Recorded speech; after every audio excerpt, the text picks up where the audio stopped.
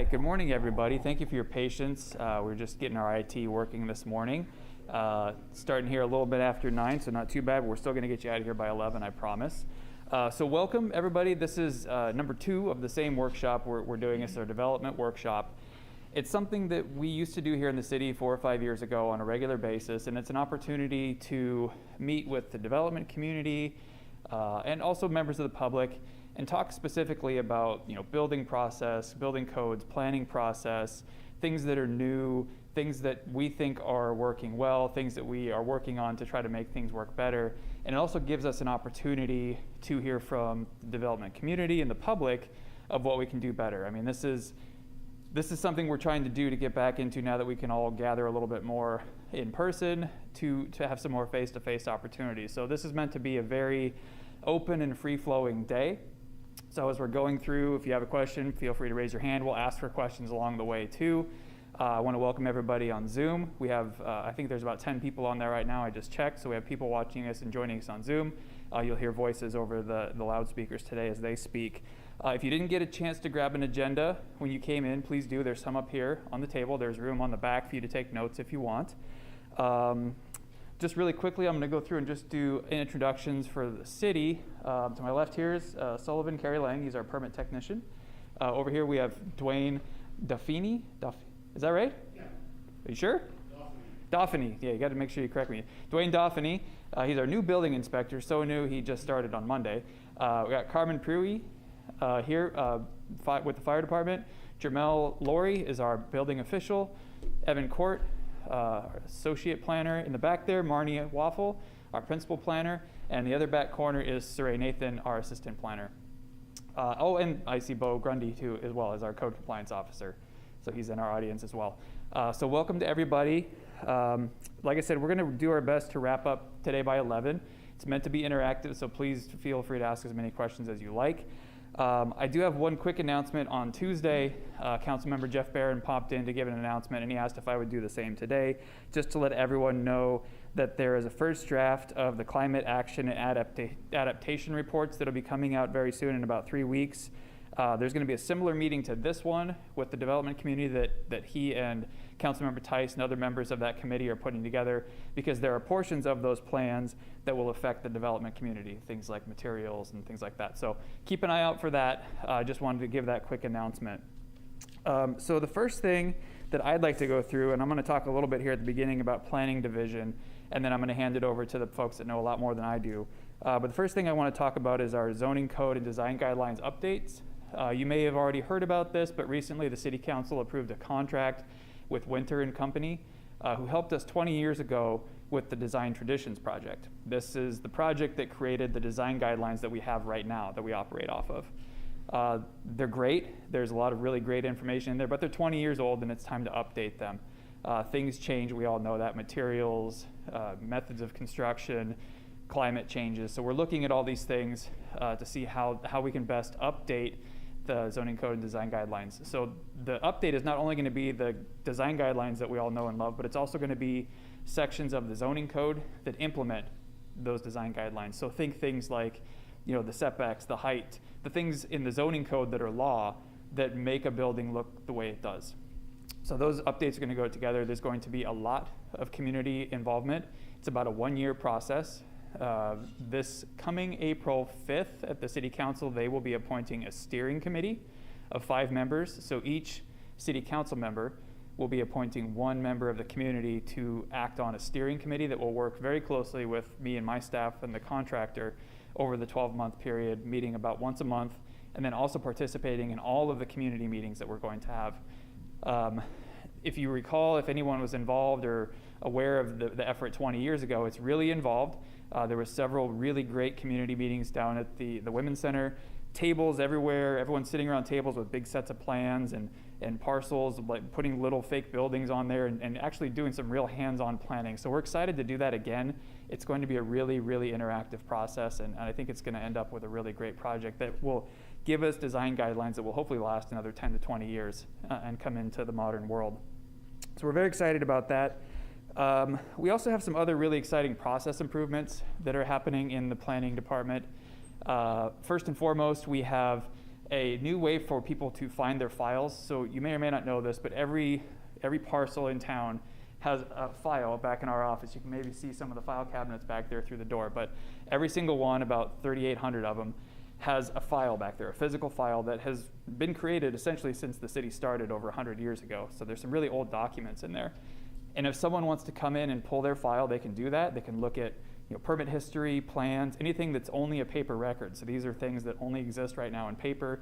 You have to come in, you have to make an appointment, you have to sit down with us, we have to hang out with you and go through the whole document. It takes a lot of time, a lot of effort, and the it's paper, and so it slowly starts to die and degrade over time. So what we've started to do this year is scan and digitize all of those files.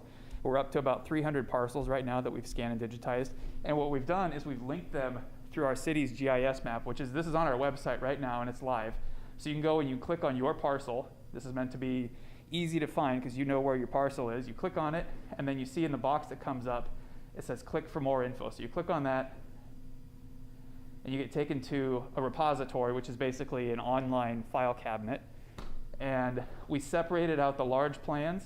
These are like your 24 by 36 large blueprints, and just the general documents and records. And if you've ever gone through these files before, it's really, you just have to leaf through a bunch of papers. And so if you click on that one for me, Sullivan, the documents and records, we'll show everybody what comes up. So the company that we had do this, it's a really high-end scanning outfit. They use really, really great technology. The scanning quality is extremely great. And so you can see this is what you get, and it's really just a digital representation of what you would get when you're sitting with a paper file. You can look at a preview on the left-hand side in thumbnails, and you can scroll down and look at the documents in full size. The really great thing about this is because of the way it was scanned, they were able to do what's called OCR, which is essentially optical character recognition. It's a way for you to be able to search for very specific words in every single document. And it picks up not only typewritten words, but it'll pick up handwritten words as long as it's legible. So Sullivan just searched for property, and you can see what it does is it goes through, and you can see it highlights in green, even portions of words. It'll highlight that for you, so you can find, if you're looking for information about a fence on a property, you can go through and search for the word fence, and it'll pull up every document for you that existed in there. So this is one of the ones that we're really excited about right now. This is about a year project, and we're about 3 or 4 months in right now at this point. But eventually, all of these files back here will be digitized, and then we're able to move them off-site. So they're not going away, but we'll be able to move them off-site to a safe, secure storage location that's temperature-controlled, fireproof, all that good stuff. They're not going to get rifled through every day. So it's a way to preserve these really important documents that we have, and also make it way more convenient for the public and anybody else that wants to get to these to see them. I keep making the joke that you can look at these files now at 11 o'clock at night in your pajamas eating ice cream. I think it's a really exciting thing. So this is one of our big process improvements we're working on, and this is ultimately going to lead to the next steps where we want to continue to get more stuff online. Sullivan's going to talk about that today. Jamel's going to talk a little bit about that.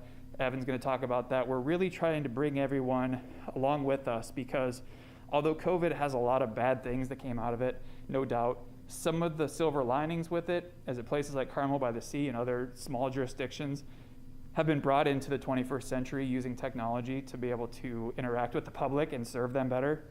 So this is just one of those things.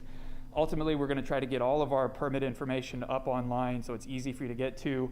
The next step for us in this project is after we get through those files in our office, up at the Vista Lobos site, it's another city building. There's mountains and mountains of really well organized, but there's a lot of them, big rolled plans, historic and non-historic. There's stuff up there drawn, by people like Frank Lloyd Wright and all those. There's some really cool plans up there, but they're just kind of sitting there, dying, and it's not a great facility. I mean, they're safe, but we really want to get them on here digitally as well and get them in a safe storage facility. So that's another process improvement. Another one, just an example of something we've been working on.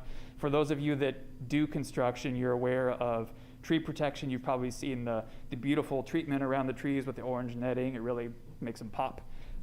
What we've done is there are certain levels of construction that by code would technically require tree protection. Let's say you're going to replace a sink in a house.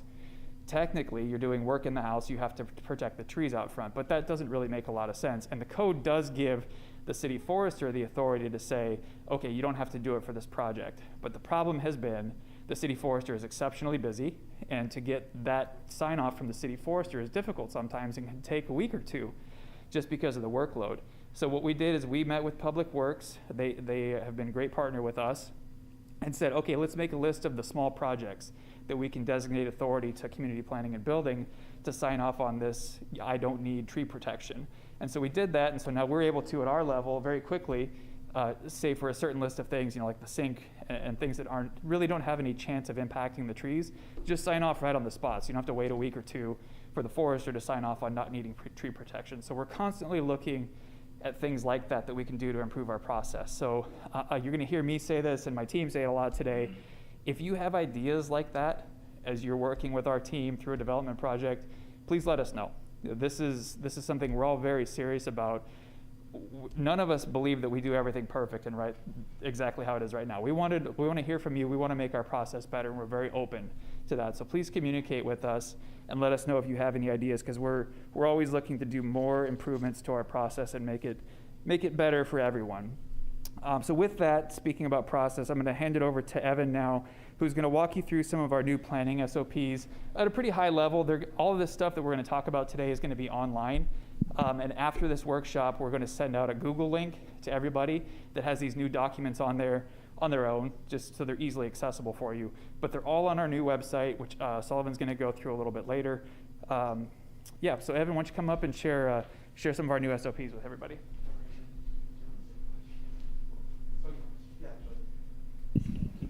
Thank you, Sullivan. So he made the great point. Does anybody have any questions about anything I just babbled about before I let Evan talk?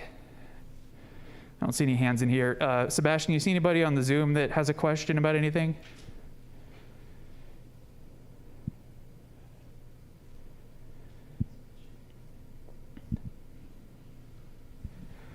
Sebastian, are you seeing anybody on the Zoom that would have a question? I think we'll take that as a no. Go ahead, Evan. All right. So on the planning side of things, we've kept most, and I say most, probably 95% of our requirements and what we ask for when you submit the same. The biggest changes in what we're asking for is how that information is provided to us. So to make things a little bit simpler, we had a bunch of handouts floating around. We've combined them into one handout. So when you're working with the client early on in the process, this would be basically the guiding document. It explains the process, kind of the timeline, the expectations for the project, and then what we ultimately need to submit that application. Before that was, multiple things, but early on in the process, you're meeting with someone, this is something that you'd be able to give them. Same thing if they come into us. Perhaps someone buys a home in town, they want to build a new home. This is the one document instead of handing out a bunch of different handouts that will explain the process from start to finish. So the document we're looking at now is the Track 2 handout. This is for a brand new house, an addition that's more than 10% of the existing floor area. If you're adding a second story, large projects. So can you just scroll down just a little bit?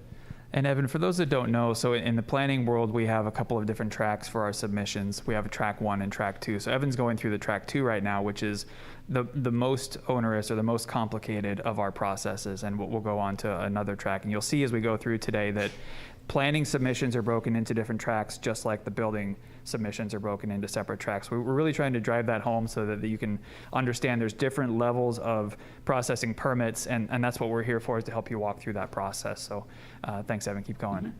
So here in terms of the steps, again, nothing has changed in terms of the requirements or what you're expected to do from start to finish. Again, it's just how we're asking for that information has changed.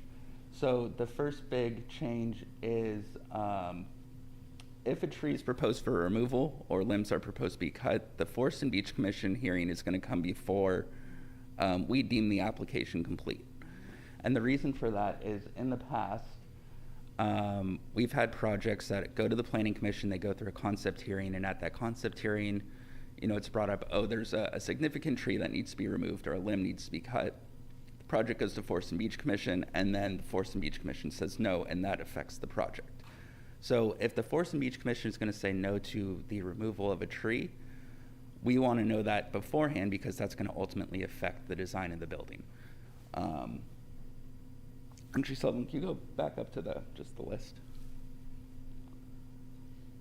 So again, that hearing was always required. It's just when that hearing is going to occur is going to happen much sooner in the process, because if that is going to affect the design, we need to know that right off the bat. The second change is when the volume study occurs. So if you're looking at the screen, that's number 7. Typically in the past, when that has happened is after the final approval, and it's a condition of approval. The reason we're asking for that now between the concept and final hearing, or in the case of a combined concept and final hearing, is because we want to make sure that the project complies with all zoning requirements before an approval is granted by the Planning Commission. So again, a similar situation with the Forest and Beach Commission hearings. It gets through the process great. We send it out to the volume study and it fails volume study. And even though you've received an approval, you have to go back and revise the design. So the volume standard is a required zoning standard. So again, before the project receives the final approval, we want to make sure it complies with all the requirements. And the reason for that, Evan, I'm sorry to keep jumping in on you, but I think I just want to drive these points home for you because you're making such great points, is that we're trying to find a way so that you can get through the process as easily as possible. It is a long process and it's a complicated process, and we definitely recognize that. But if we can find these ways to maybe move some of the steps around in the process where you don't get after the Planning Commission approves your project and then you find out, oh no, my volume doesn't meet standards, and now I have to go back and redesign a project that was just completely approved by the Planning Commission. That's not going to make anybody happy. It won't make you happy for sure, but we don't like it either. So that's the kind of stuff that Evan's going through here, is how are we making the process better for you? Yeah, so again, none of the requirements have changed. We haven't added anything new. It's just how we're asking the process from start to finish. Just the order has changed a little bit. So Sullivan, you can keep going. So just again, we had another different flow chart floating around. This one's been revised to be a little more detailed. It is complicated because the process is complicated. But again, it outlines basically the process start to finish, going through yes or no questions. So you'd start at the top left under applicant tasks. So you submit the application. If a tree is proposed to be removed, then you go to Forest and Beach Commission. If not, we just continue down and you follow the arrows. It's just a simple flow chart, but it outlines basically when a hearing follows some type of action. So we don't have to go through line by line. So when you are ready to submit your application, we are encouraging electronic submittals. Later on in the program, Sullivan's going to be talking about how you can submit your applications online. Of course, you can still submit in person with paper copies, but if you do submit in person, we are still requiring that you provide digital plans on a flash drive or CD. And then again, we've also outlined the fees, just so the cost of the application is transparent right up front. Again, if you're working with your client, they ask how much is the application, you can show them this, and it outlines all the fees that you'd be expected to pay for the review.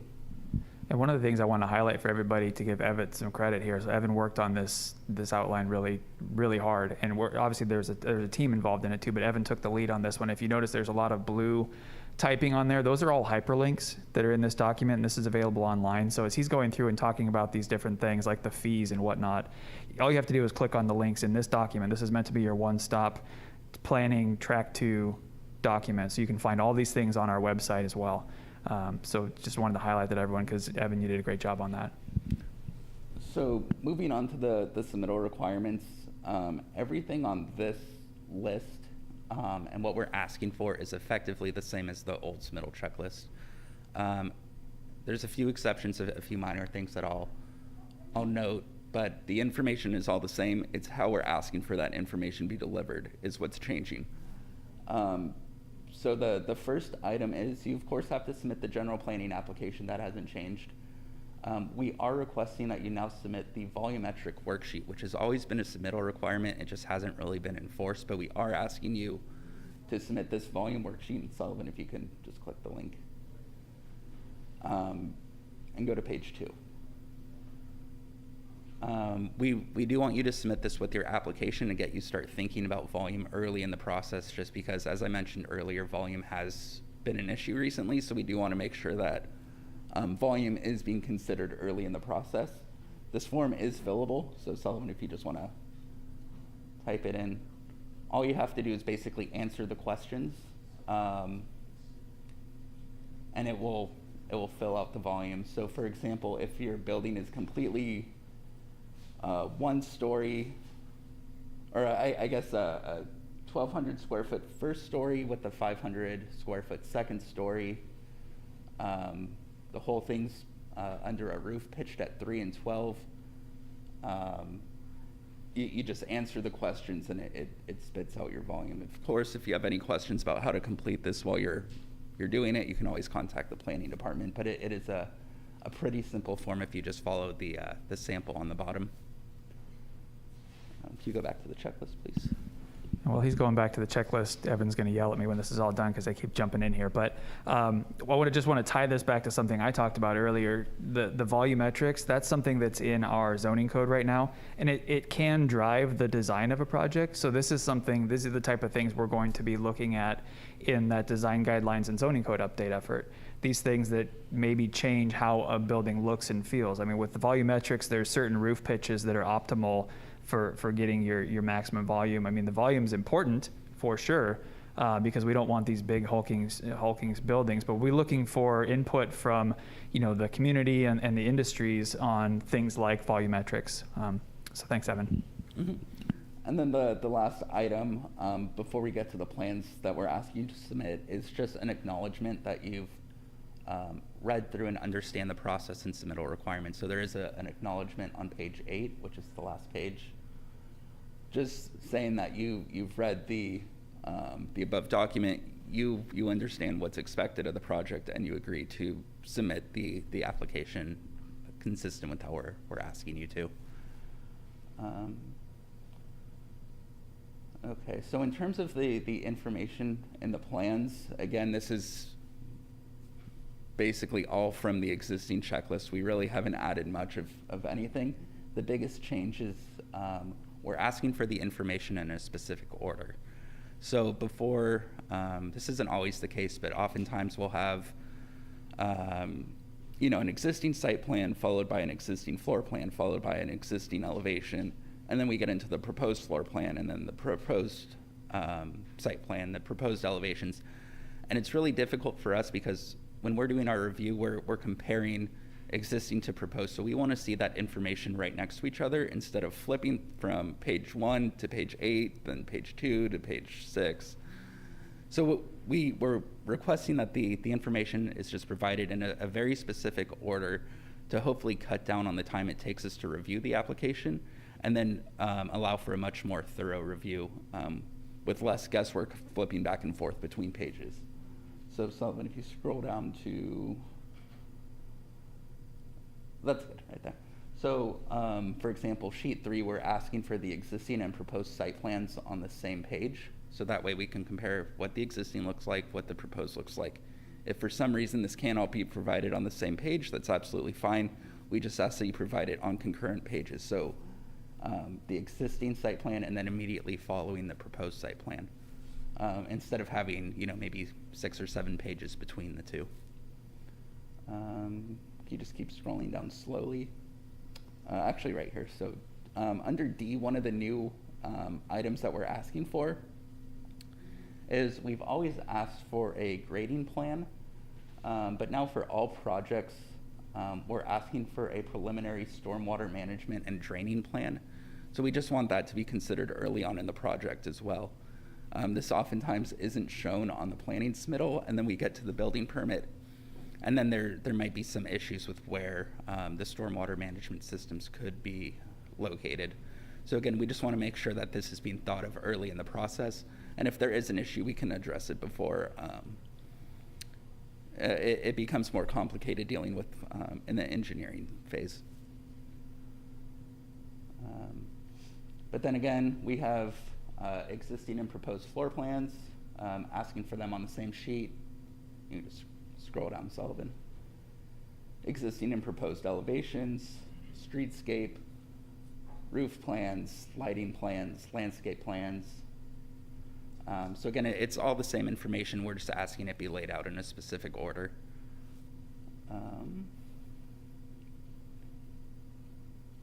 And then at the very bottom, we just have some helpful information, kind of answers to FAQs. What are the public noticing requirements?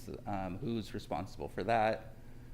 Information on when fire sprinklers are required. Information on undergrounding utilities. Information on the wildland-urban interface. And then links to our handouts, the design guidelines, and the zoning code.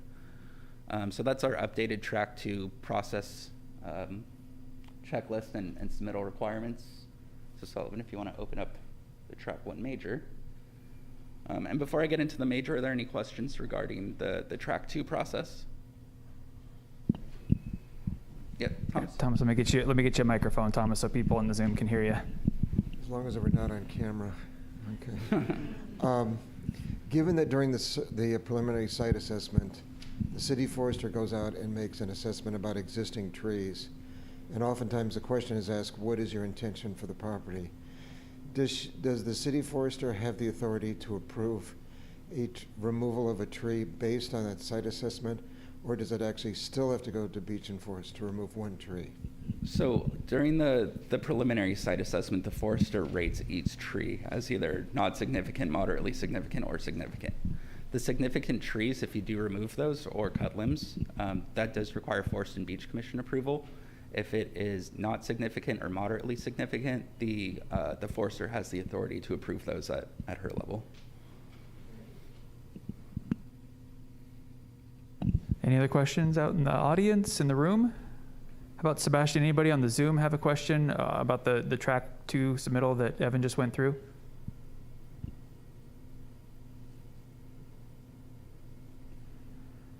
I see you're speaking, Sebastian, but we can't hear you in the chambers. So I'm just gonna assume that there's no hands raised, and we will go forward with that. So let's go ahead and just do the Track 1. If somebody has a question about the Track 2, Evan, we can catch that afterwards. So let's go ahead with the Track 1. Sullivan, if you want to put the Track 1 back up on the screen, or is that Sebastian? Okay. Thank you. All right. So the Track 1 process is for smaller projects on the Track 2, but still additions and substantial alterations to a property. So this may include an addition that's less than 10% of the existing floor area, or a project that involves a bunch of little changes. So maybe you're replacing windows, you're changing the siding, you're making changes to the site coverage throughout the property, a bunch of minor components that add up to something, a larger project, but that doesn't qualify for a Track 2 project. So in terms of the process and submittal requirements, this process is largely based off the Track 2 process. It's just tailored to the smaller scope of work. So again, we don't have those public hearings. The process is basically the same. So you submit your application, staff reviews it and makes the decision, and then you go into the 10-day appeal period. There's no public hearing associated with this. However, there is the I guess possibility that a project could be referred up, but most of the time these Track 1 major projects will be done at the staff level. So Sullivan, if you could just keep scrolling down. Oh, if you scroll up, actually, just an important note. We added this note about historic properties. So when you do a Track 2 project as part of the site assessment, we do a historic evaluation. But oftentimes with these Track 1 projects, the historic status is unknown. So we just wanted to add a little disclaimer saying that if you're doing one of these projects, we do need to know the historic status of the site. And if it has not been evaluated, that a separate application will be required in addition to this application. That seems to be missed quite a bit recently. And we do catch it during the review. However, it is important to know before you submit the application as well. So again, just a revised flow chart. Most of these projects are going to be done at the staff level. However, if a project doesn't comply with the design guidelines, or it's such a substantial alteration that we feel that the community or the planning commission should have input, we do have the ability to refer it up, but again, most of the time these projects will be done at the staff level. So nothing's changed there. Submittal requirements, they're exactly the same as the track 2 process, so I won't run through that. Again, information on the fees. And then the submittal requirements, which are the same. We aren't asking for the volume handout just because that doesn't get affected in these minor projects. And then just the submittal requirements based on the scope of work. So we are asking for basically the same information as we are for a track 2 project, but of course, if the scope of work doesn't include something, you can of course exclude it. So it's just dependent on the scope of work, but if the scope of work involves a change to the elevation, we're going to ask for the elevations. If it's an addition, we want existing and proposed site plans, we want existing and proposed floor plans. But if there's no change to something and it doesn't make sense to include it, of course you can exclude it. It's purely dependent on the scope of work. The biggest change is if you are providing some piece of information, we want it laid out and provided in a certain order. And then again, just the FAQ section, we have information on story poles, we have the sprinklers, undergrounding utilities, basically the same as the track 2 checklist. So again, it's just these are smaller projects that are done at the staff level. And this section in both of these documents, this, what else should I know section, we put this in here intended to be sort of a living section. As we're working with you, if you think of something that, you run into every time and you think would be helpful to add to this, please let us know. We're happy to update this form. But this is really meant to be not an exhaustive list. I mean, there's a lot of other stuff you have to be aware of in development, but these are some of the big ones that tend to trip people up or surprise them towards the end of the process. So that's why we added this section. Is there anything else you want to talk about with track 1, track 2? Anybody have questions? We do have another track 1 checklist currently in development, and that's for track 1 minor projects. So that would be projects that are kind of standalone, very minor things like new fences, new windows, maybe changing the siding, where it's very, very minor. So small changes, and the submittal checklist will be tailored to project-specific items. So if you're doing a fence, we would say we need XYZ for a fence. If you're doing new windows, we need XYZ for windows. So again, this checklist is for when you have multiple pieces of those small projects together that make a larger project.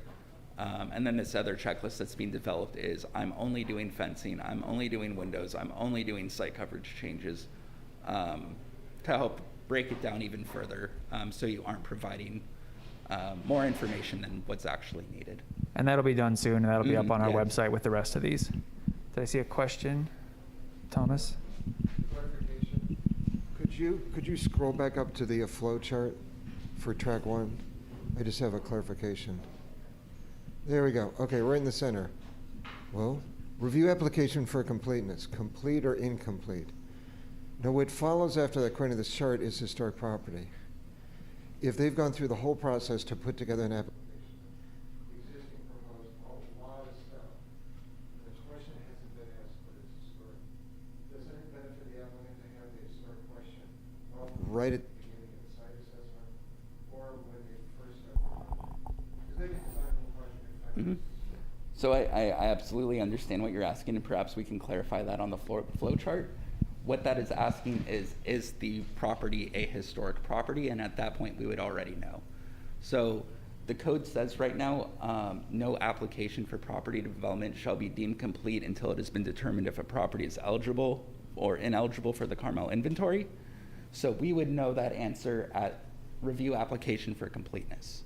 So we can update that. So basically what it should say in that box is review application for completeness, including determination of whether or not it's a historic property. That is what happens, and I think that's what Evan's trying to explain is that, yeah, that happens in that first box there, and I think what the flow chart shows is that if it's a historic property and it was determined earlier on in the process, then it goes through a different flow. But yeah, that's a great point, Thomas, thank you. Anybody else in the room have a question? Sebastian, anybody on the Zoom have a question for us?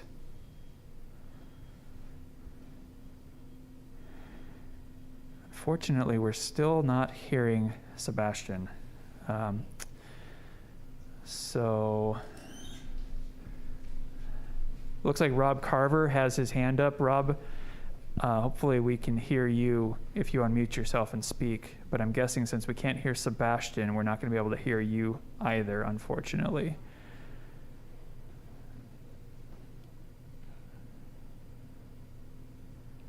Yeah, we're not hearing it in the chambers, unfortunately. I see you working diligently, Sebastian, on this. Let's go ahead and move on. Rob, if you would just hang on to your question, I'm sure Sebastian's going to work on this and get you squared away so we can hear you soon. So hang on to your question, and yep, see your thumbs up, thanks. So we'll move on. I think that was it for Evan for track 1, track 2. I want to add a little bit to that. We have one other process that we have one other process. We do have audio in the chambers, but it's not the audio we want. So it's okay, we can wait. All right, thank you. So one other process I wanted to outline for everyone that we've implemented is something that's going to help us and you eventually as well too. So one of the things that we've ran into on multiple occasions, and I don't think any of it's intentional, but it does happen. So there's a planning submission that gets reviewed and approved, and then you have to come in and apply for your building permit. The planning submission isn't as detailed as the building set because you have to build something off of the building set. So what happens from time to time is that from the planning approval set, which is actually the controlling design, to the building set, things get changed. And this happens. I mean, this is part of development. You know, there's a window that works better or something like that. But where we struggle with is that when the planner who was assigned to that project in the beginning reviews the building set, they sometimes have to play Where's Waldo, as we affectionately call it. It's a very fun game when you're a kid, but it's not really a fun game when you're a planner. So what we're doing is we're implementing a new process whereby going from the planning set to the building set, when you submit your building set, we're going to ask you to fill out, and I lost my screen, you got to trust me, it looks great. We're going to ask you to fill out a sheet that goes line by line, any changes that you're adding to the building set. So if you've changed the size of the windows, if you've changed a siding material, thank you. If you've changed a roof pitch, if you've changed anything, we want to know about it. We have to know about it because ultimately, if the building gets built and it's brought to our attention that it wasn't what was approved in the planning set actually controls the whole thing. So you may have to rip it down and rebuild it if we don't do an after-the-fact approval. And then after-fact approvals are not guaranteed. So we're asking you to highlight changes. It doesn't mean they won't get approved. We just have to do it at the right step in the process. This includes also in the plans themselves, you know, doing bubbles, call-outs, things like that. So we're aware of them. We don't have to hunt for them. Again, we don't really like playing Where's Waldo.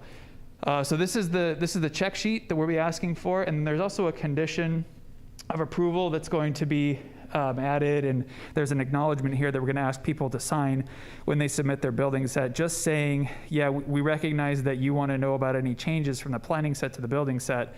Again, this isn't a point fingers at anybody doing anything intentional.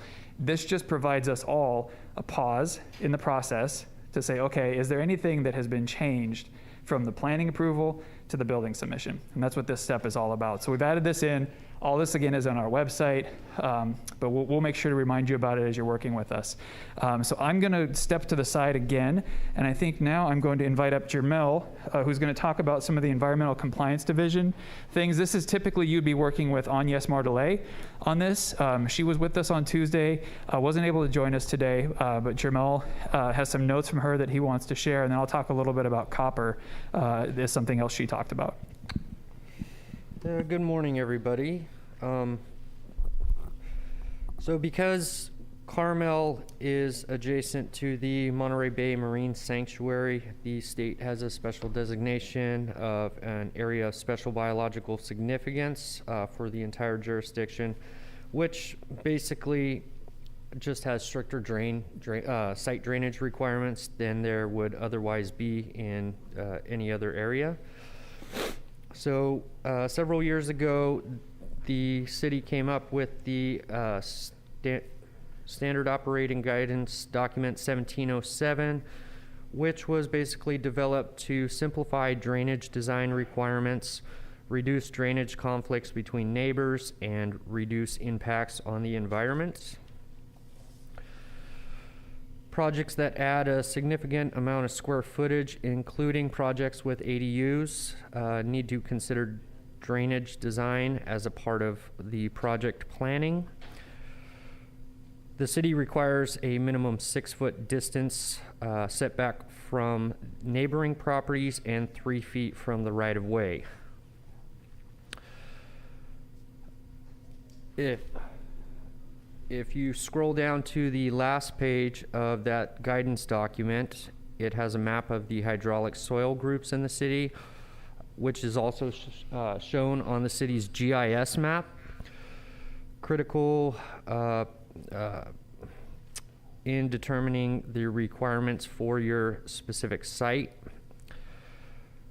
Hydraulic soil groups A drain very well, and drainage design will be relatively simple for small projects under 1,200 square foot of impervious coverage. Soils group C and D drain very poorly, and they will require a civil engineer to be involved in the project design. Larger commercial projects, 500 square feet of newer replaced impervious coverage, are subject to additional stormwater treatment requirements from the state, also known as post-construction requirements, and will need to follow the regional technical guide rather than our SOG. If you have any questions about that, I can refer you to Agnes Martelet. And this map here, this is a really great map, and this is actually available. That same GIS map that I showed you all earlier, where you can click and find your property files. These layers are all on there. We're actually going through the process of updating this GIS map and adding a lot of really helpful layers, including whether your property is historic, where the higher fire hazard severity zones are, where the storm drains are. And when you click on your specific property, it will pull all that information up for you. So not all these things are live yet, but some of them are. And really the upshot of this, the sort of like layperson's explanation, is that if you're in the red zone, that's bad. That means you got clay underneath. I mean, it's not terrible, but from a drainage perspective, it's not great. You've got clay underneath, and it's not going to percolate down in, so you're going to have a lot of controls over the stormwater that comes onto and off of your site, because it just doesn't go down like it's supposed to. And so, you probably all know this, but some folks have asked me, I see a project going on and they're putting like a gas tank underneath the ground, and we have to explain to them, no, it's not a gas tank, it's water retention, because you have to retain and keep all of your stormwater on site when you get to a certain level of development, which gets harder or easier depending on which of these zones you're in. So that's why we have this part of it, and it's one of those layers of development that makes it difficult, and not a lot of people appreciate, which I'm sure you all do, but I just wanted to call a little more attention to that. Thanks, Jamal. No problem. And in addition to our standard erosion control requirements, in the winter months, again, because of our ASBS designation, we do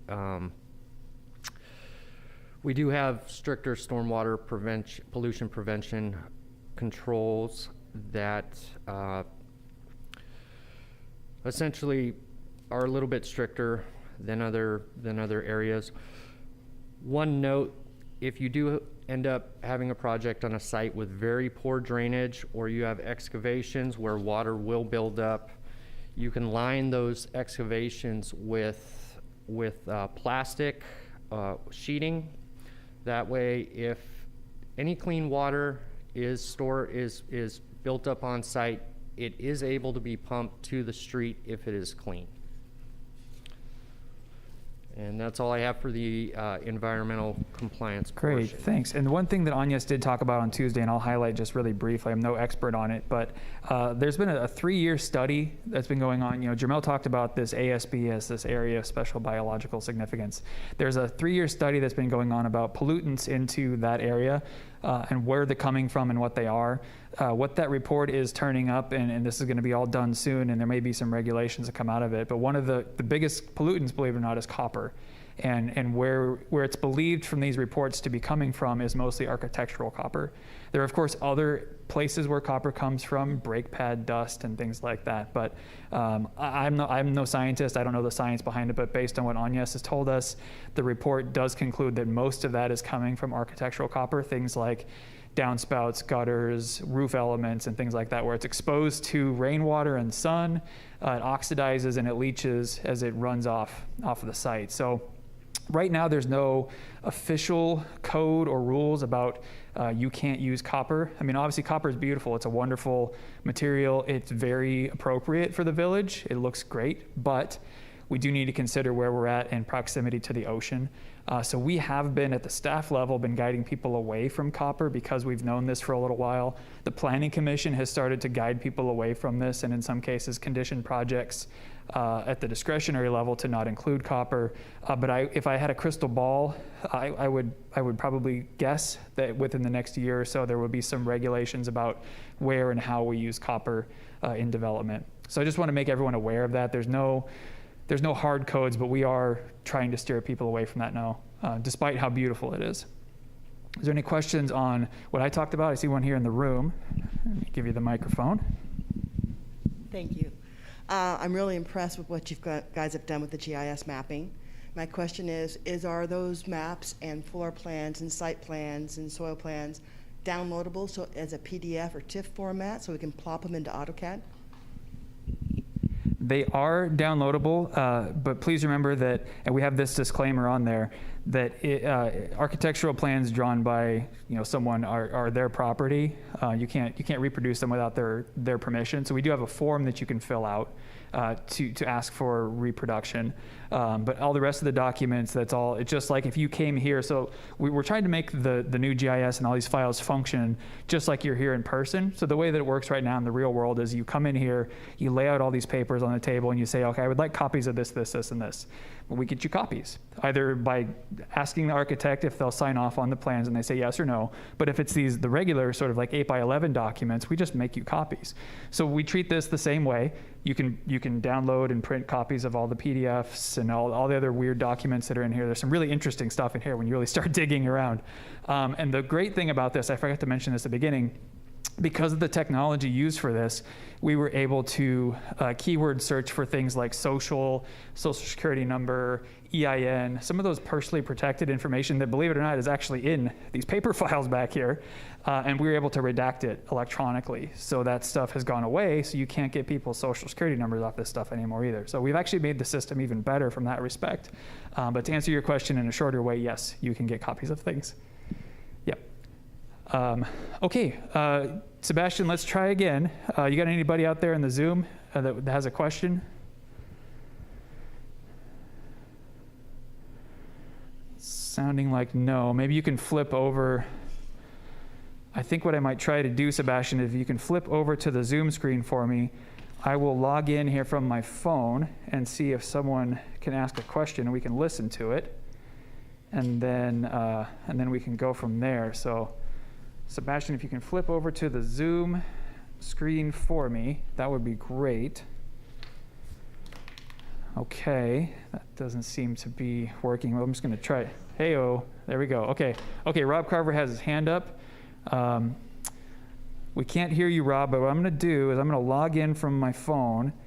The audio might get weird, but we'll be able to hear you. Stay co-host. So, okay.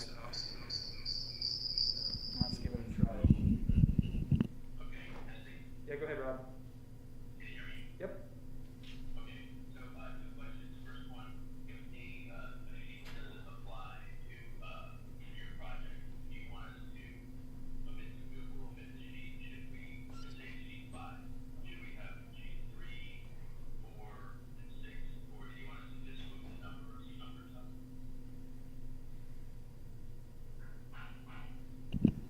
I think this is going to be hard. So ask your second question, Rob, and then I'll answer them. Second question, Carmel mentioned that during construction, it's okay to pump clean water into the street. Is it okay to have a system where you're pumping, you're draining some grade into the street, basically rainwater, but maybe your foundation drain or something like that? Okay, yep, so I'm gonna leave the meeting now. I just left it, so we can't hear you, Rob, but I'm gonna answer the first one. Yeah, you bet, Brian. Thank you. That's a great point. So the first question was, if you're submitting for the planning and you have a sheet that just doesn't apply, say sheet 5 just doesn't apply to your project, do we want you to move it up, or do we want you to leave sheet 5 blank? And I'll kind of look at Evan. I mean, I think we just want you to move it up. We were not looking for like a blank page that says sheet 5 left blank intentionally. So just go ahead and move it up. We'll be able to figure that out. And then I'll let Jermel ask the second question, which was, are you able to pump subterranean water? Jermel talked about getting water off of a site into the storm drain. So are you able to pump subterranean water out to the street? Typically, after the subterranean water has gone into a retention or dissipation pit, it is then allowed to be pumped out onto the street. It is not allowed to be drained directly onto the street prior to going through infiltration. Great, thanks, Jermel. So I am going to come back on with my phone and turn my microphone off because I see Eric Winecoop has a question. So hold on just 1 second, Eric.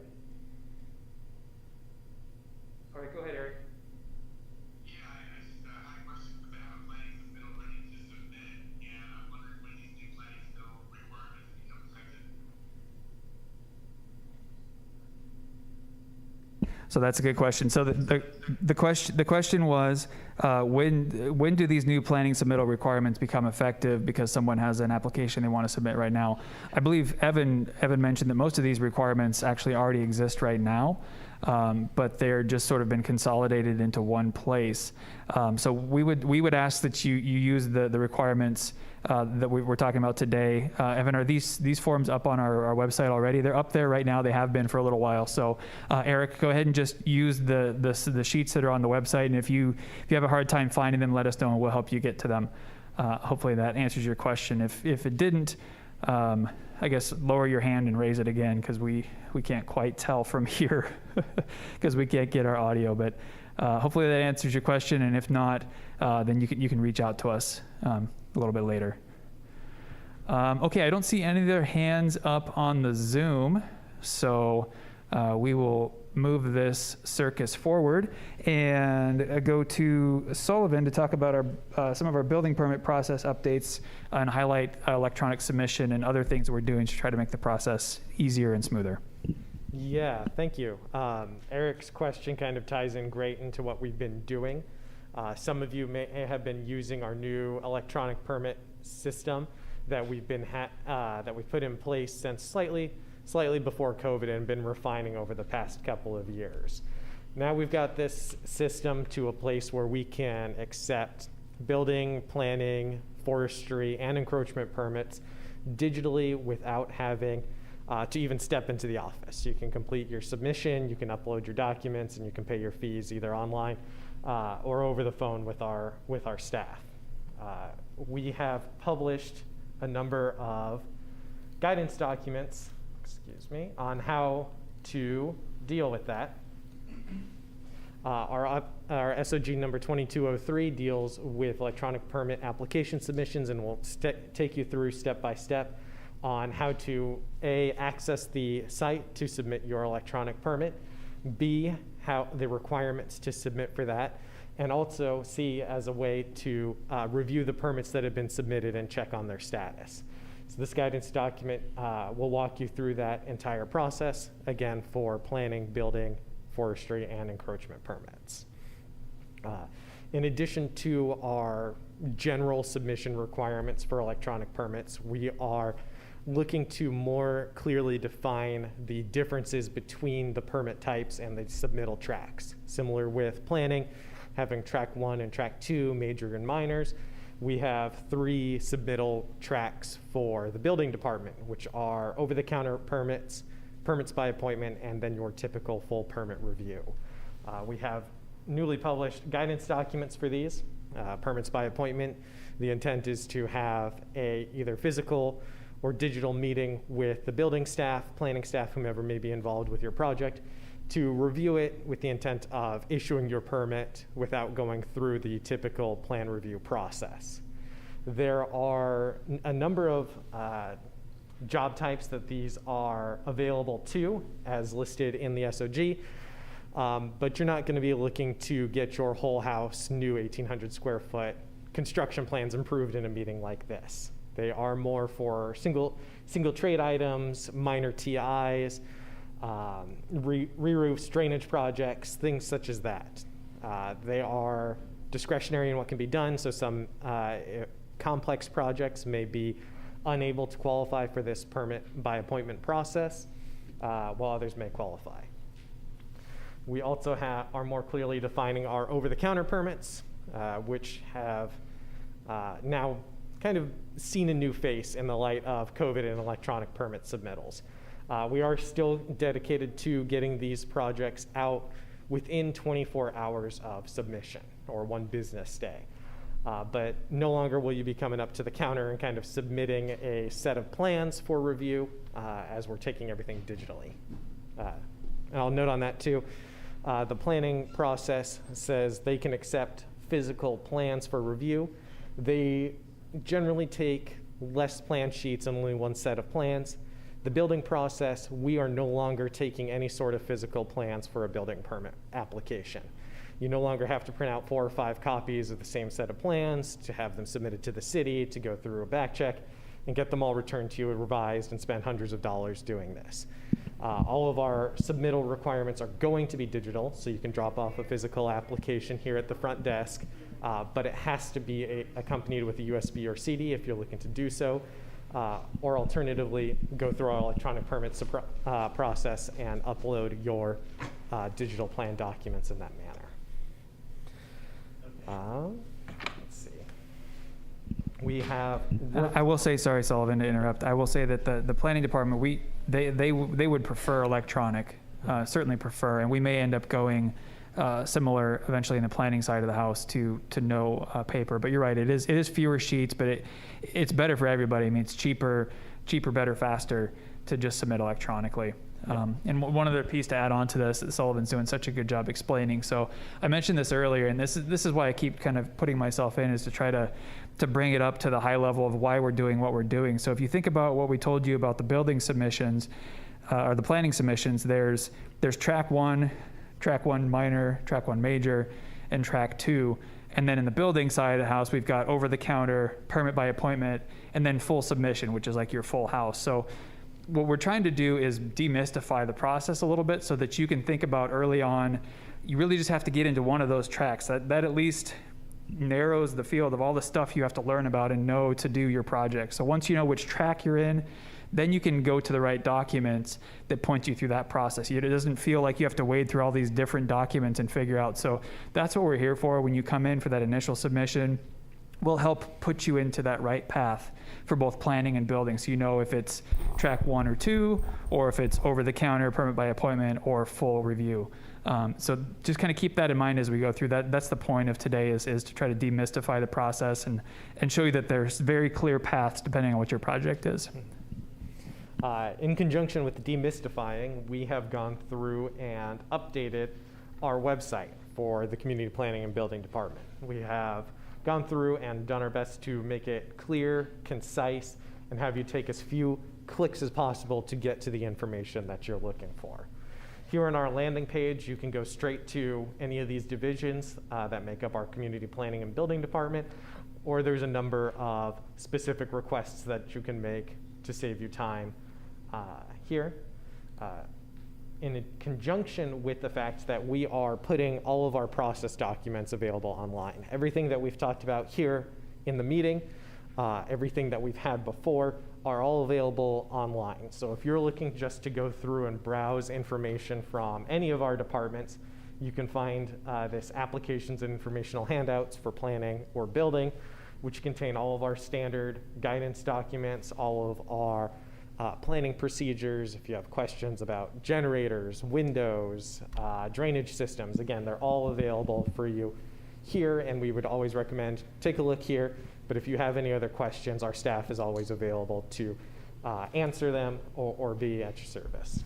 And I want to make sure that Sullivan gets credit for this, because I think the website looks great now, and Sullivan did all this, and it looks really great.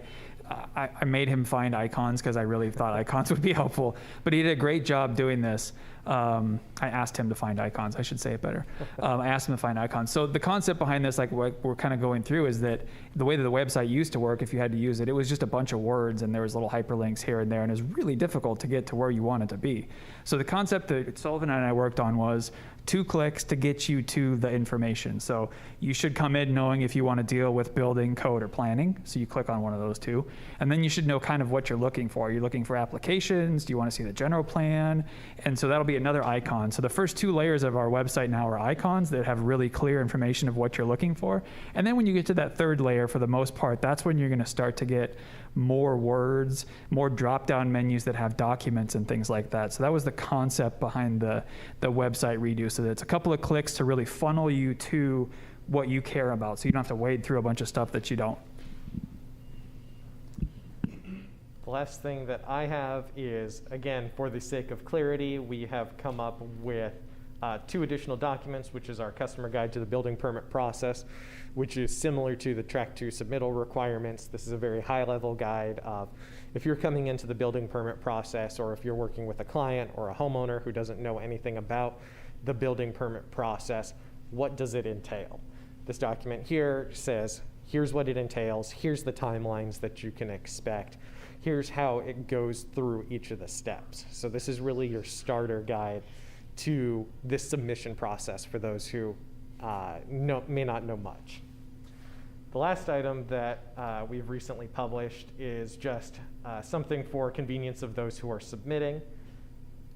We have a new routing form, which will hopefully, again, serve to demystify and clarify who's actually going to be looking at your plans. Because you may not know if it's being kept in-house for a building plan check, or if we're using a third-party service, maybe which planner is going to be reviewing your project, or if it has to be reviewed by fire, water, or another supplemental district. So this will be provided to each individual who is submitting a building permit. They'll be notified who's going to be reviewing that. You'll have their contact information, so you can reach out if you have specific questions. That we always ask that you contact our building permit technician desk first before going to any individual specifically. And also give you your description of your fees due, so you know how much you're going to be looking at paying, both on submittal and once the permit's ready to issue. Any Great, questions? thank you. No, I'll see if there's any questions in the room. I just realized I accidentally ended the Zoom meeting on my phone. So this has just been a day full of technical challenges. I'm trying to get public comments from my phone for a room is difficult. But we'll start here in the room and see if anybody has any questions about anything we just talked about while Sebastian gets everyone logged back in. I don't see any questions in here, so I think we can go ahead and move on. One of the things that I wanted to kind of close this section of it with is, again, I keep making this pitch that, we're doing all these process improvements and making our website better and all these things, and we really are open for feedback. So if you can think of something that would make the process better for you, whatever your interaction with the city is, whether you're a homeowner or a developer or an architect or a real estate agent or whatever, I mean, we're here to serve. So please let us know how we can make the process better. We really are interested in doing that. So I think next up, we are going to hear from Jermel Laurie, our building official.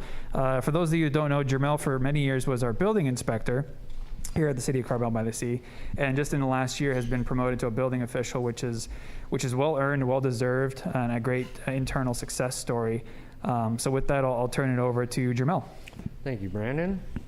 So for our building department updates, currently the state has a timeline to publish the 2022 building code cycle on July 1st of this year.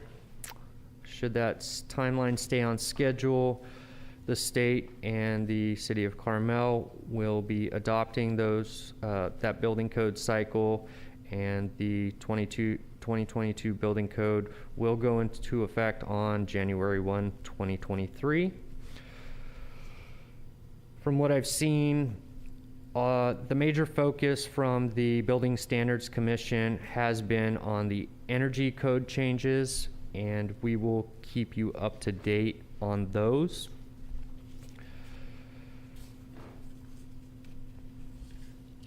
I did want to let you know there was a bill, AB 1561. A portion of that bill, because of COVID, and I believe it went into effect approximately March 3rd of 2020. If you had an active building permit at the time of the Emergency Powers Act because of COVID, the bill essentially kept your building permit active regardless of any inspection within 6 months. And that went through December 31st of this past year. It did expire on January 1st of this year. To kind of adjust with that, we as a jurisdiction have decided to continue to allow for permit extension requests up to June 30th of this year. So if you have any clients or have any projects that haven't had any inspections since that time, once again, that were active at the time of the of AB 5061 going into effect, then you can get your extension request into by June 30th, and it will be approved, and you will have an additional 180 days to get your next inspection. I want to move on to electrical panel undergrounding. Jamil, before you do that, just to clarify for everyone, so this extension of expired permits, I think you kind of alluded to this, it's not for permits that expired 10 years ago, right? No. Okay, it's only if they expired during the COVID period. During COVID. Yeah, we just want to make sure we highlight that for everybody. It's not a free restart of your permit from 10 years ago. No, it is not. Yep, thank you.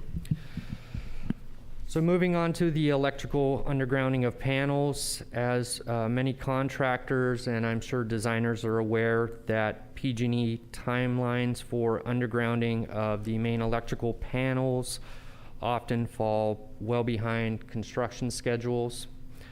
As a solution to this challenge, we've come up with a covenant. The city's come up with a covenant. Essentially, the process would be the owner, the city notary, and myself would have a meeting. The covenant would be signed, and the owner would deliver that to the county assessor's office, where it would be recorded and tied to the property. That way, the building permit can be finalized, and at such time that PG&E is finally able to get the undergrounding done, an electrician would pull a permit for a disconnect, reconnect, and then I could come out, put the release on the panel, and we could transition from a temporary pole or an overhead connection to the permanent undergrounding of that panel. And I want to jump in here because I want to give Jamel some kudos on this one, because this is a great example of city staff trying to find a solution to a problem that we didn't create. We all know that PG&E is backed up, and that causes problems when you want to try to get your project finalized to get your electrical connected, because we do have requirements in our code for when that line from the street has to go underground, and there's really good reasons for that. But what we were finding is that PG&E is 6 months to a year out on some projects and longer. In case I know, yeah, thanks, Thomas. Thomas is putting his thumb up in the air, like, go higher, go higher. Yeah, it's true. It's really true. So I want to give Jamel kudos on this, because this was an idea. How can we get people in their houses and final their projects? So as he mentioned, you can get your project final. This isn't temporary occupancy. This is a final. But there is this document that we just record on the property that's an agreement that basically says, yeah, when we can get it done, we will get that electrical underground. So this is an example of the city trying to be proactive and solve problems that we didn't have any control over, we didn't create, but we recognize that it is a problem. So again, I keep making the pitch. If there's stuff like this where you think we can make the process better for you, please let us know. Thank you. Sullivan, if you can pull up SOG 1804.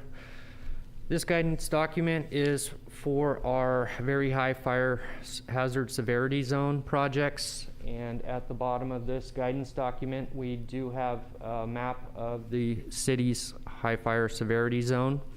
There are stricter building requirements in the building code for buildings in this area.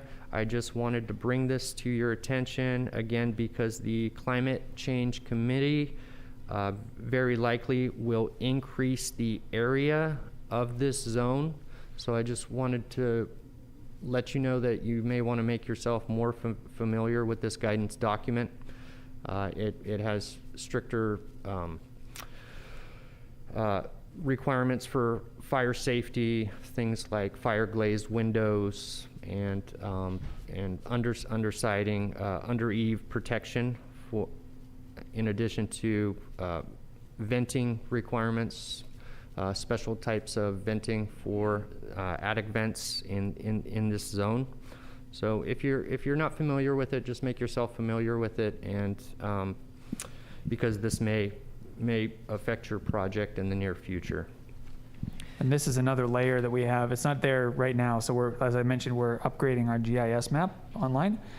We have a sort of back of house development side that we're testing all these layers and new things out on. So it's there, it works, but we just haven't launched it yet. So that'll be going out here in the next week or so, all these new layers, and this will be one of them that's on there, so you can quickly find out if your project falls in this zone.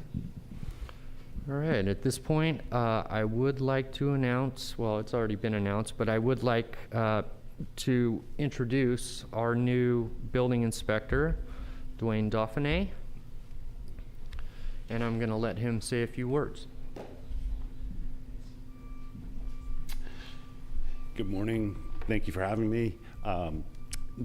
Give you a little bit of my background. I have been, I grew up in Massachusetts, started my construction career as a carpenter, worked in the field for 25 years, moved to California in '95 to Santa Cruz, started a construction company, have had the pleasure of working with several building and planning departments around the area, and I can say I'm very impressed with what's gone on here with the GIS and some of the improvements that the team here is put into place. I'm looking forward to helping with those improvements.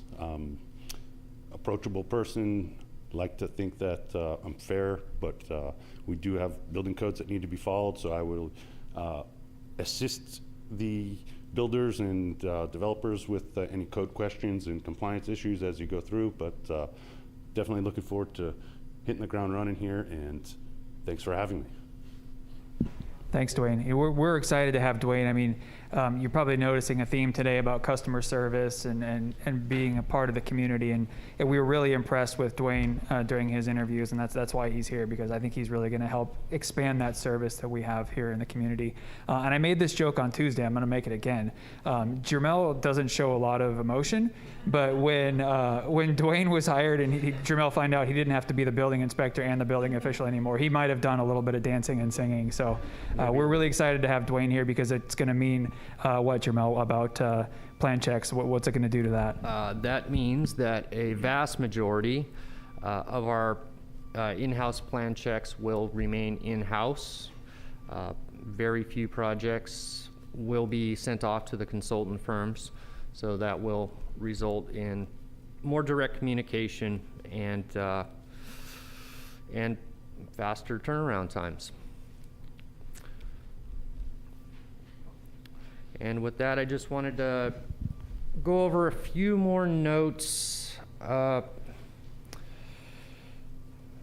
one, I want to make the announcement that in the next month or so, I will be posting a monthly building official blog on the city's website, or that what you can subscribe to off of the city's website.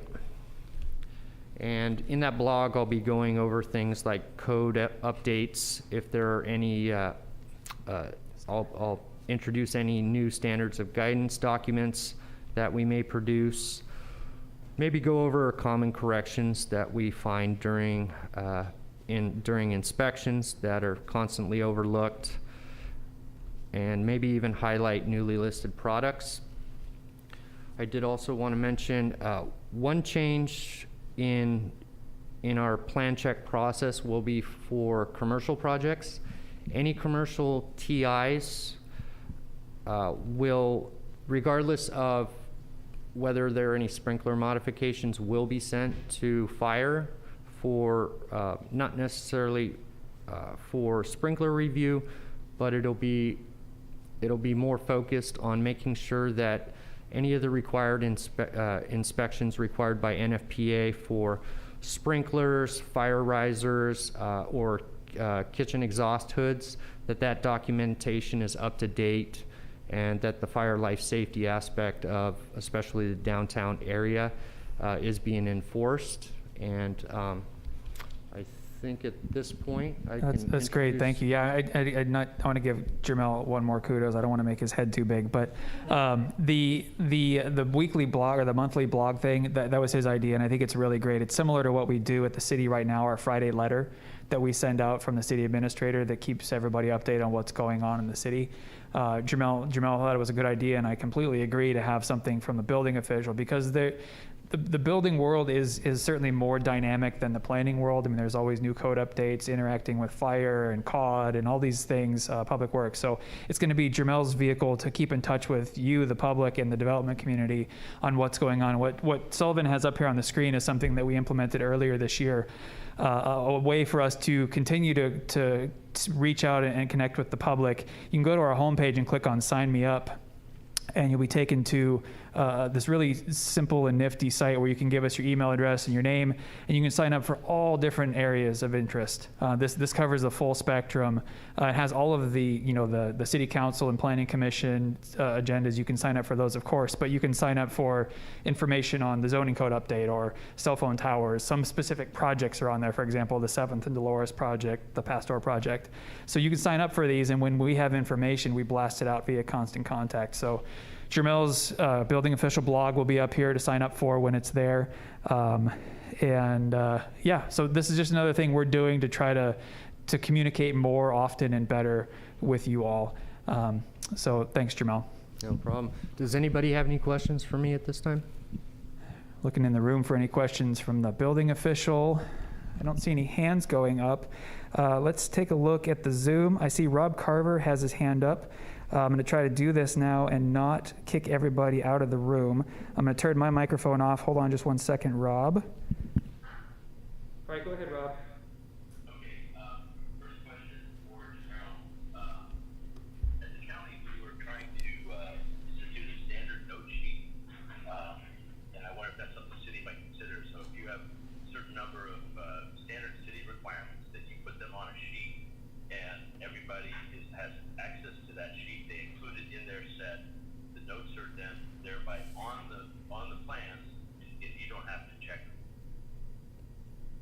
Okay, The second question Yep. was, I had a hard time finding this meeting on your website, so I don't know, after a while I found the link in my email, but just as a comment.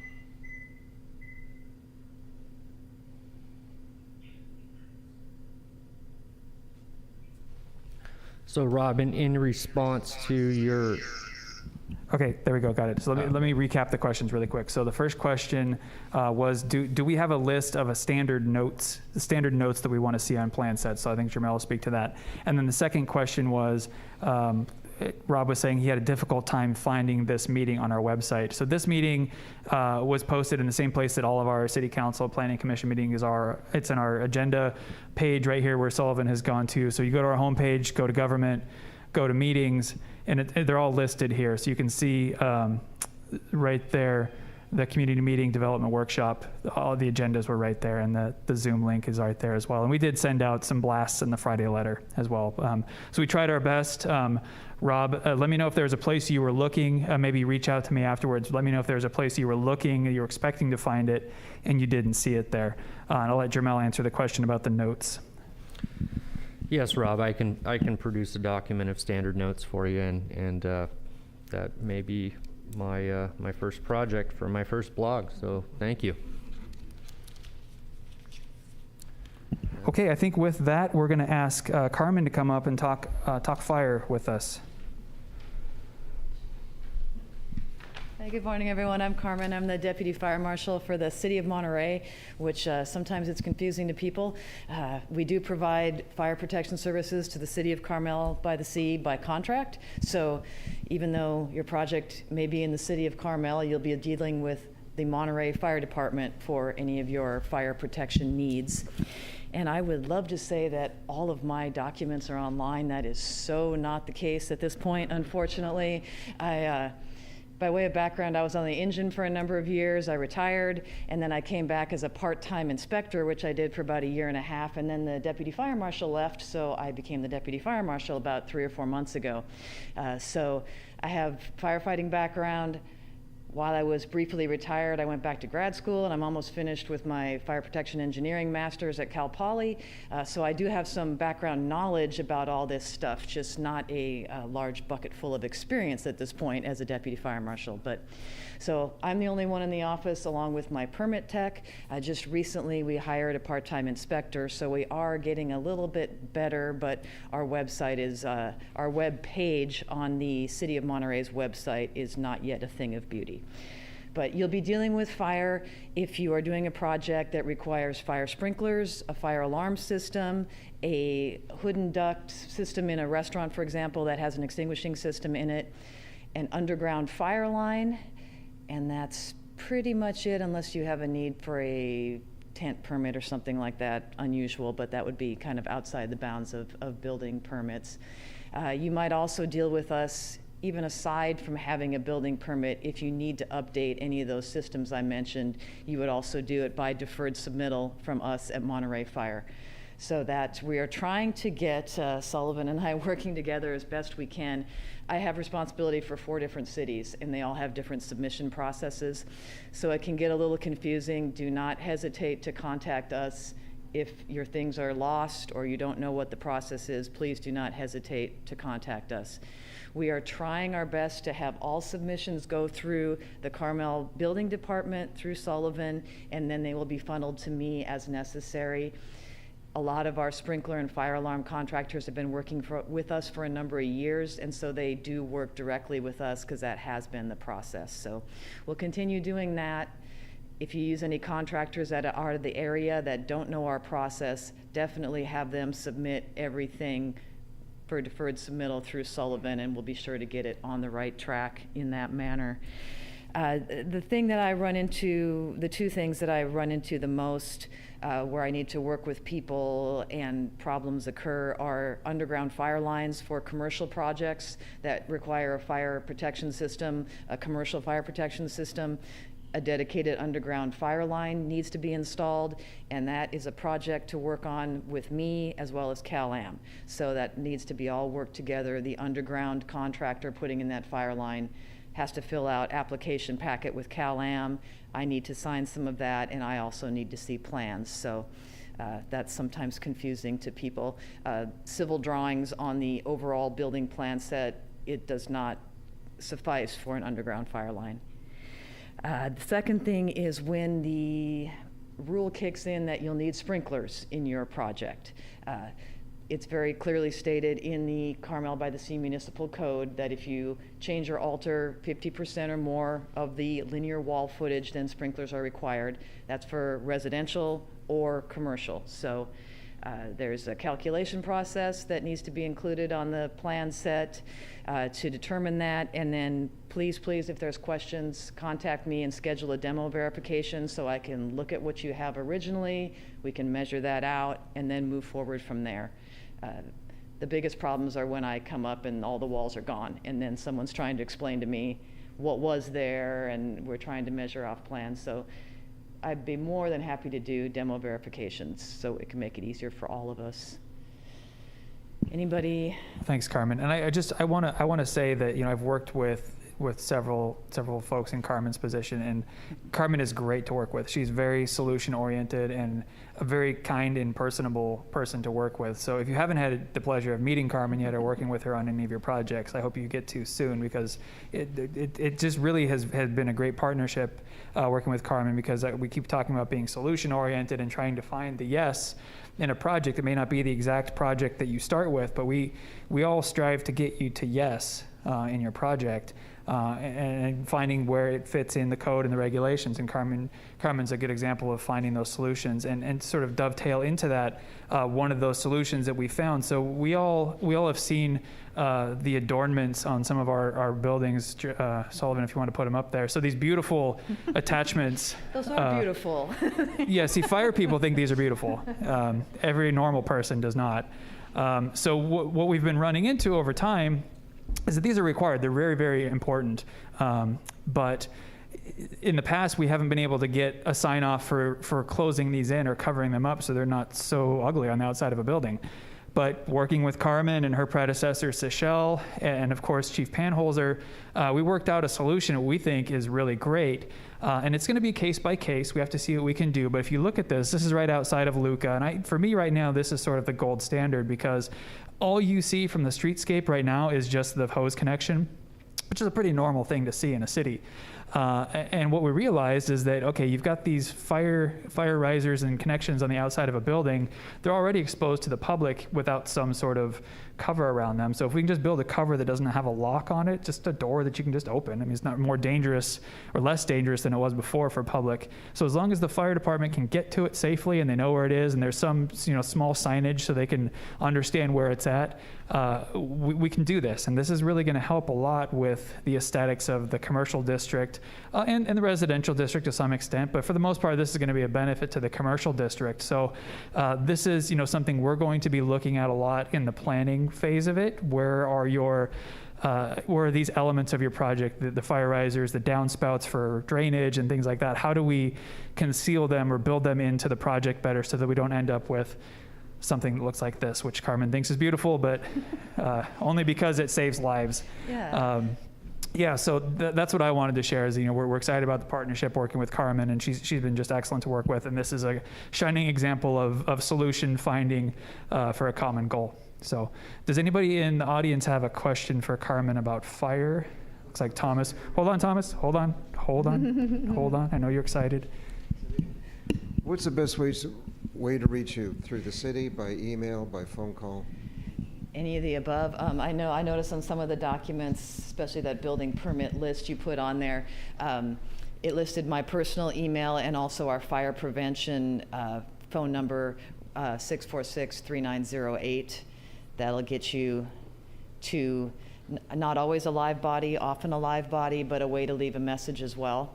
That's our fire prevention office. And then we can I can give out cards as needed for my work cell. And yeah, please, the sooner the better. I'm happy to talk to people. It's just always easier to work things out in the beginning. And I think, Sullivan, you put that up earlier, right? The routing checklist and okay. And so this is another great form that's an example of trying to make things easier. So not only does it have all the contact information, so when your project's going around, we'll check that for you so you know who's going to review it. But this is an example of someone from the public giving us feedback and us realizing, okay, we weren't doing the best job we could. So if you go to the bottom of this, if you've ever seen one of our invoices before, or sort of like a breakdown of what your fees were, it was just these boxes with weird acronyms in it. You have no idea what they stand for with dollar amounts next to them. So why are we charging you $150 for a BPRF? What's a BPRF? Nobody knows.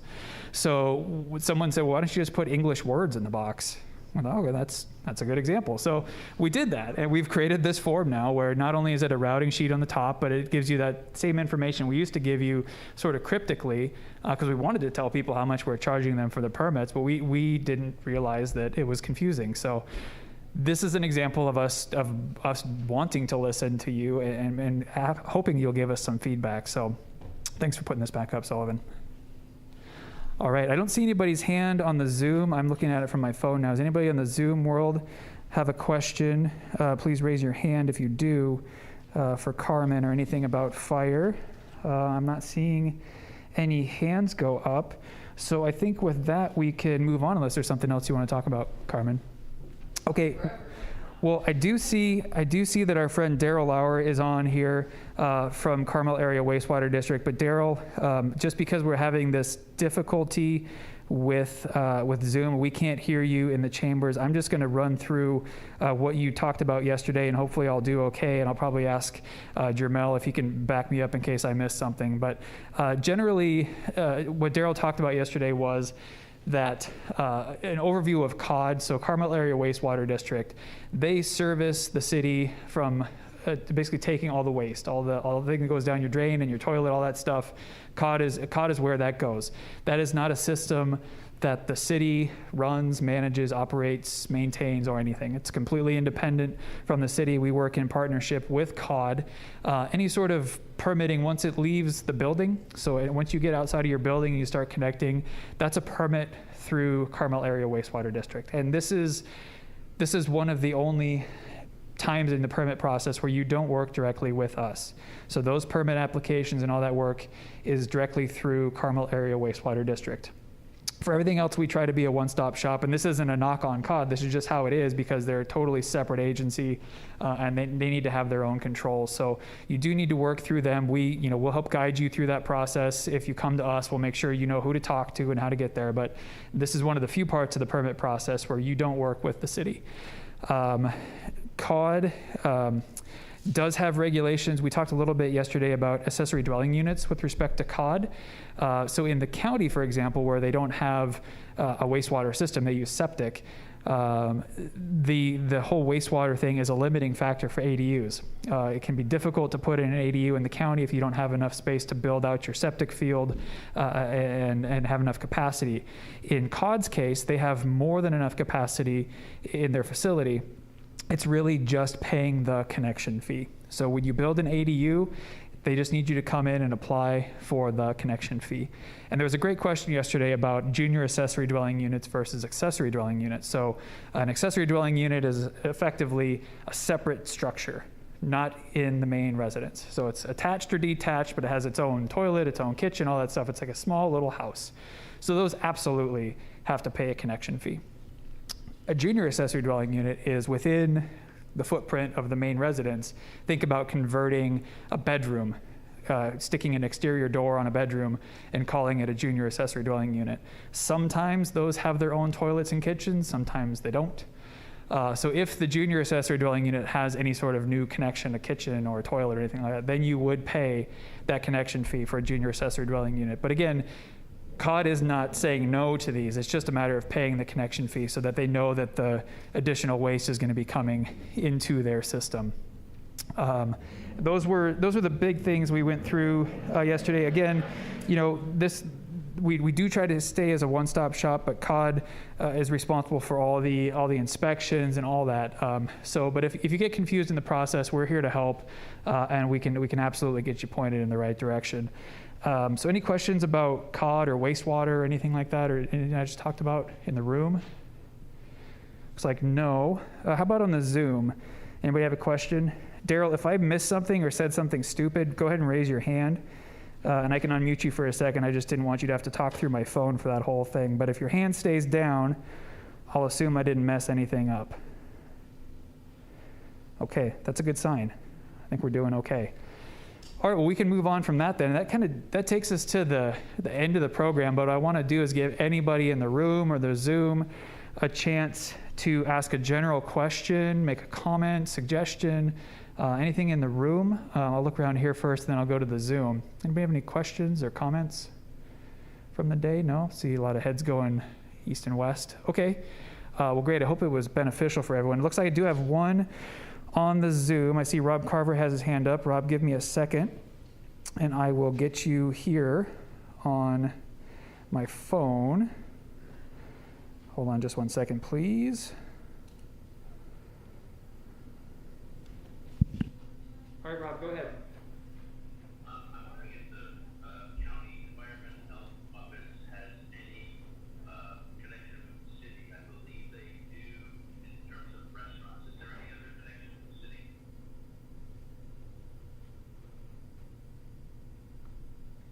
All All right, so the question was, does the county's Environmental Health Bureau, that's the agency that regulates a lot of stuff, what I talked about, like septic fields and things like that. Does the county's Environmental Health Bureau have any relationship or jurisdiction in the city? The answer is yes, they have some. So environmental health does cover things like restaurant permits, so like health permits, things like that, some operating aspects of restaurants they're involved in. I imagine that the county at some level regulates cod themselves, but that's really the restaurants and that's really our extent with the county. I believe. I'm going to look to Carmen and Jamel, see if there's anything else from the building side that you really deal with the county much on. I know we deal with the assessor's office when it comes to assessing parcel numbers and taxes and things like that. But from a regulatory perspective, I'm just aware of the restaurants. What is it? We have had a couple instances where we have had the health department come in and assist us. Thank you.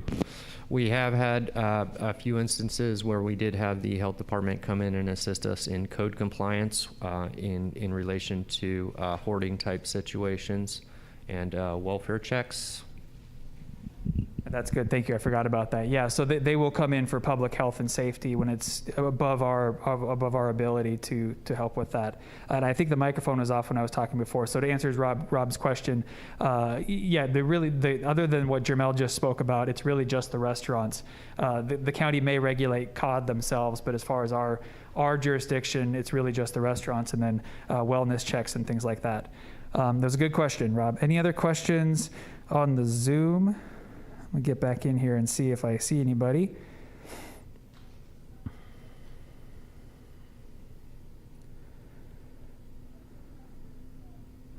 Okay, I don't see any other hands on the Zoom, so I think that's going to bring us to the end of the day. I want to thank him. Oh, sorry, Thomas. Sorry. Hold on a second. I'm confused about this discussion around architectural copper. What I heard a little while ago was that there's nothing official yet, but that Planning Commission is recommending against use of copper. They're planning, so it sounds like it may be a planning issue. What about existing permits that were previously approved? And what really is, who makes this decision? And can applicants get copies of the science and see how it may compare to galvanized metal or bronze? I mean, these are all ferrous metals we need to be concerned about. Those are great questions. So I'll start back at the beginning. So you're correct. Right now, there are no hard rules in the city, no ordinance or anything like that that's been adopted. As I mentioned, this report, the study has been going on for several years.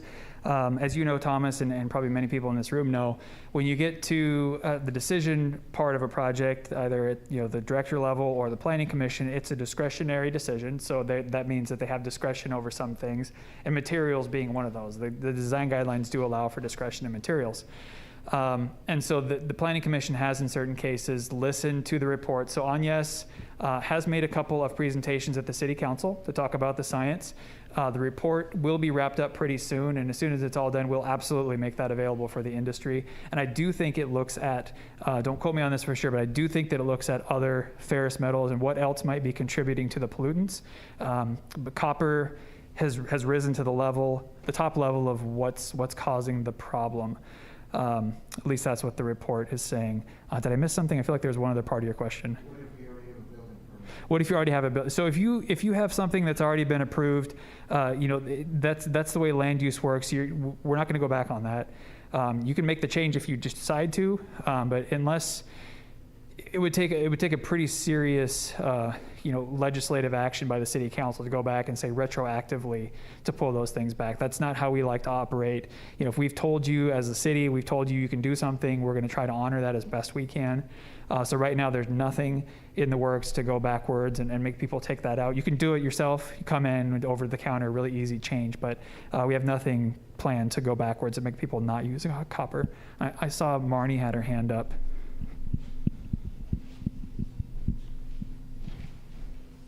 I just wanted to add, The study's currently on our website, so while it is still ongoing, there are reports on the environmental compliance page. So if you want to take a look at that, that information is currently available. That's why Marnie gets paid the big bucks, ladies and gentlemen. She actually knows what's going on. Thanks, Marnie. And that's on not on the planning department website. That's on it. You go to Public Works, and Sullivan can show you really quick. So go to Government, just like you're going to ours, but go to Public Works under Departments. And then when you scroll down, you'll be able to find environmental programs. So that information should be there for you. Anybody else in the room have a question?